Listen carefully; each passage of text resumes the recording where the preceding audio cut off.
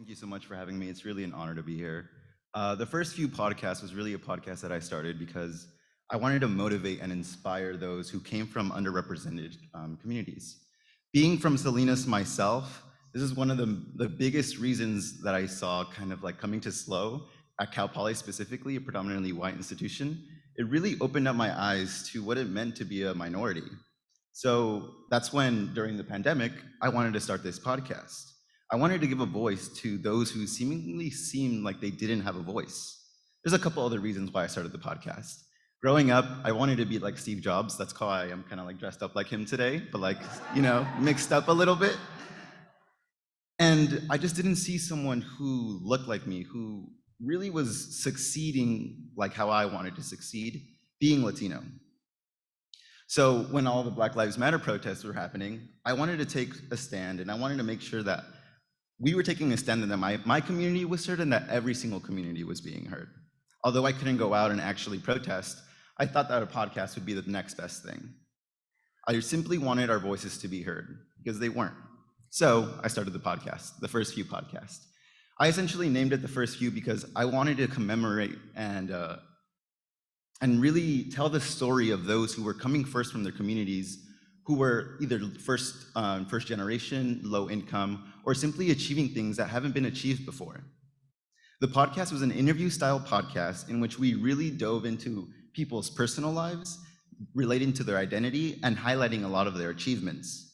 We tried to make these as inclusive and as diverse as possible, as we knew that our audience was really going to make sure that they were listening and they were trying to motivate themselves to proceed in moving forward.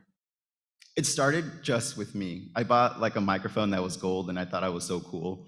And I was on Zoom for like 2 hours just interviewing people. And that was really hard because I had to produce it. I had to just come up with all the ideas, all the questions. So I decided to go out into my community and see who else felt like who else wanted to enhance the voices that were not being heard. And so I found a group of 4 other people who really helped me take the podcast to the next level. And really, first of all, someone who had a lot more techniques in actually producing, and anything audio and marketing and also like strategy. So it was really great to really become a family with them, and I'm really grateful for them. You're able to listen to the podcast or just see all of our artwork and everything that we really did on our social media, the first few. You can find us on Spotify, Apple Music, and other third-party services. And we did have a website, but I believe that website is now down. So we would find people in reality just through social media, trying to DM them and see what was really the achievement that we can put on a pedestal so people can look at that and say, I can do that as well, coming from their background and coming from and looking exactly like them. But I want to talk about one specific person, Angel. Angel is actually my roommate now, which is pretty crazy.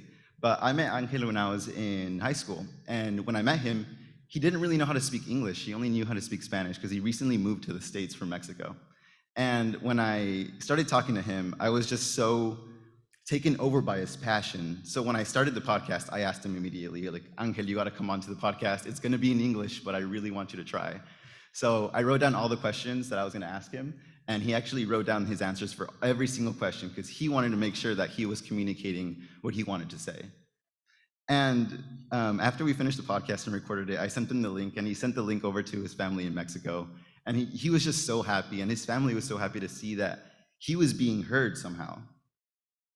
Our impact on the people who were listening to our podcast was vast. It was great. I was receiving messages almost like weekly saying how people felt like they were being heard, even though it wasn't them being on the podcast. They felt like they can actually strive to do something better than them because they saw that other people were doing it as well. I thought that was amazing. And me being the host, being able to interact with all of the audience and all of the guests, it left a profound impact on myself. Every single day now, whenever I get up or whenever I don't want to do something, I think about everything that people said on that podcast. I think about their achievements, where they're going, and how they impacted others, and how they impacted myself. Currently, I'm not working on the podcast anymore, but I'm looking to still find a medium in which I can empower others and help the voiceless and help really spread the story. That's really what the podcast was about, is how can we take a story and how can we help others by telling the story of those who are simply underrepresented. Advice for being more inclusive and diverse is really stepping outside of your comfort zone. Ask questions and be open to conversation. Thank you so much.